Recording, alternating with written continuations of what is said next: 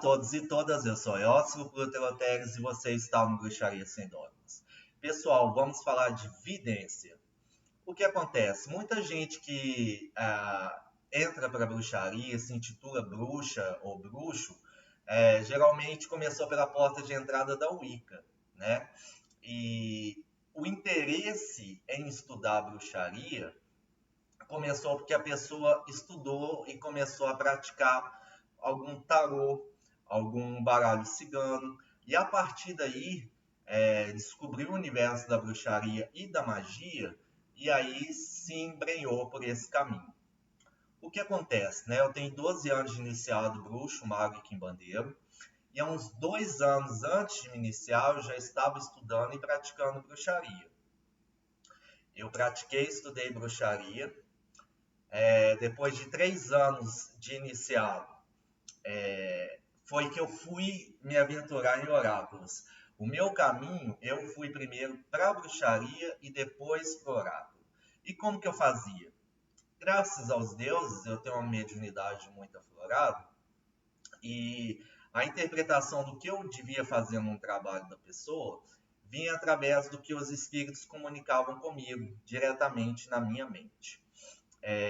A partir do momento que eu comecei a utilizar um oráculo, então eu fui para o tarô tradicional, para o baralho cigano, tarô egípcio, e hoje eu trabalho com o tarô dos orixás.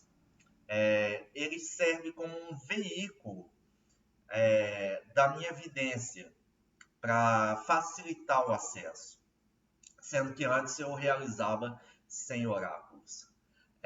O que acontece? Então, num tarô tradicional, a gente tem 22 arcanos maiores e 56 arcanos menores. O baralho que eu utilizo, os autores chamam de tarô, porém, ele não segue essa ordem dos 22 arcanos maiores e 56 menores. Daí, toda carta que não segue esse padrão não é tarô, então eu prefiro chamar de baralho dos orixás. O que acontece? Quando você compra um tarô, vem o deck, né, de cartas e um livrinho explicando as coisas e tal. É bom ter o estudo, é bom ter os fundamentos, porém, para você investigar a vida de alguém e buscar soluções para ela, você precisa mais do que técnicas e mais do que está nos livrinhos. Eu vou dar um exemplo para vocês. Essa carta, Iemanjá. A princípio, uma carta extremamente positiva. Se uma consulente está querendo saber se vai engravidar ou não, aqui é um bom indicativo de uma gravidez, porque Iemanjá é a mãe, a grande mãe. Porém, o mar, que é o território de Iemanjá, também é conhecido como Calunga Maior. E a Calunga significa cemitério. Então, o mar é uma calunga maior. Então, pode, numa carta extremamente positiva como Iemanjá, indicativo de alguma morte, de alguém próximo na pessoa, ou um fim de um ciclo. Um outro exemplo, Iemanjá é a dona das cabeças, do Ori. Num caráter negativo, isso pode denotar que a pessoa está com problemas psicológicos sérios e que ela deve buscar tratamento psicológico ou psiquiátrico. E o que vai determinar as respostas? Aqui eu dei alguns exemplos do que essa carta pode significar. Geralmente as cartas ao entorno, para ver se o contexto é positivo ou negativo, mas vai além das cartas ao entorno. Vai além do que aquele símbolo daquela carta está querendo mostrar para você. Iemanjá. É muito amplo o que é Iemanjá. Vai depender da sua vidência de como os espíritos se comunicam. Então, assim, muita gente, voltando ao exemplo da Wicca, aí celebram os deuses, as divindades e buscam contato com as divindades.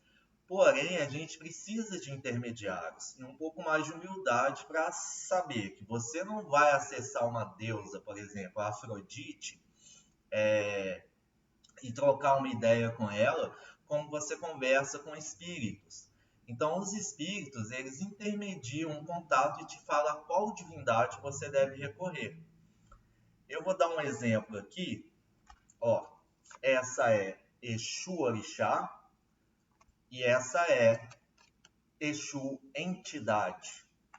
Então, se sai no jogo Exu Orixá, eu sei que aqui ele está comunicando que algum outro orixá necessita de oferenda e está com fome.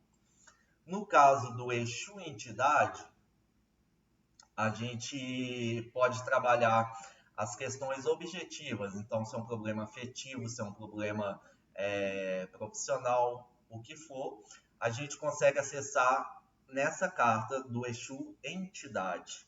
Porém, quando sai Exu Orixá, é indicativo de algum outro orixá, ele no papel de mensageiro, para que você faça uma oferenda. Então, se você pega os titãs, que são os mitos, a mitologia do, dos orixás, vamos dizer, né, que tem os voduns, tem os iquinces, em todo mito, em todo itã, há algum problema num reino, por exemplo, os animais pararam de dar cria, a vegetação, a plantação, a agricultura não está prosperando. Se investiga através de Ifá qual é a divindade que está clamando uma oferenda para poder ajudar a pessoa. E você não vai enxergar isso com regrinhas de livro. Você tem que buscar um contato. Então eu busco contato aqui com Iemanjá. Mas são espíritos que vão intermediar essas mensagens. O oráculo, ele funciona muito bem para a gente abrir evidência. Porém, há uma evidência intrínseca que vem antes do oráculo e a qual eu utilizava. Essa carta aqui, a carta do karma, eu não gosto dessa carta porque eu não gosto do conceito de karma, de pagar algo nessa vida ou de vidas passadas, mas essa carta pode indicar um problema familiar, uma maldição familiar, algo relacionado à ancestralidade, pode estar nessa carta de karma, embora eu não trabalhe com o conceito de karma. Essa carta é uma pessoa que está sendo arrastada por um rio, encontra um apoio num galho de árvore e encontra uma saída para algo que ela não tinha força, ela estava sendo arrastada pela enxurrada. Então, num caráter positivo, mostra assim, olha, agora vai aparecer uma oportunidade para você sair dessa situação, ou é um indicativo de que as oportunidades estão aparecendo na vida da pessoa e a pessoa não está enxergando. E como você vai saber qual é a mensagem? Além de ver as cartas ao entorno, através da vidência. Eu faço trabalhos espirituais e consultas oraculares há 12 anos. E existem certos espíritos que dão dons de vidência, diversos deles. A gente pode fazer um trabalho de acordo, de pactuação, para que a pessoa adquira essa qualidade espiritual. Aqui, para dar um exemplo, a carta da aldeia, uma aldeia toda destruída, pegando fogo, raio caindo. Ela corresponde no tarô tradicional à carta da torre, que fala de uma ruptura, de um fim. Aqui é mais para exemplificar que esse baralho ele flerta com arcanos do tarô, porém, como não segue a regra do tarô, que são 22 arcanos maiores e 56 menores, não é tarô em essência, é um baralho. Eu vim do candomblé na minha adolescência. E o conceito que a gente tinha é que você só pode jogar búzios, você só tem mão para búzios, se você tiver Oxum na sua coroa espiritual. Oxum como um dos seus orixás. Eu não tenho Oxum e nunca foi me dada a mão de búzios. Hoje tem cursos de búzios pela internet e muitas pessoas se aventuram. E o que é difícil com as cartas, com os búzios ainda se torna pior. Eu respeito esse princípio, eu não tenho Oxum, então eu não mexo em búzios. Muita gente também pode questionar que para você comunicar com esses espíritos africanos teria que ser um búzios, oráculo de Exu, oráculo de ossos, porém, e que não encontraria respostas em cartas. Porém, nesse baralho que eu utilizo, baralho dos orixás, é onde o oráculo que eu encontrei uma maior assertividade e resposta. E posso te garantir, eu consigo respostas de entidades, de orixás, através de cartas, tá? Porque como eu aprendi, não tem Oxum, não pegue em búzios. Então, a vidência vai depender de experiência, vai depender de mediunidade, vai depender de espiritualidade. Esse é um vídeo só para fazer essa discussão aqui com vocês sobre evidência. Aqui está o meu Pix do canal yurisecabi@hotmail.com para contribuir com o canal da Bruxaria Sem Dogmas, que existe há 9 anos, o blog da Bruxaria Sem Dogmas. E aqui está o meu WhatsApp, meu nome é Yuri, e o contato para você agendar uma consulta, e se for um caso em que uma magia poderá te ajudar, eu também vejo isso através da minha vidência para poder te ajudar.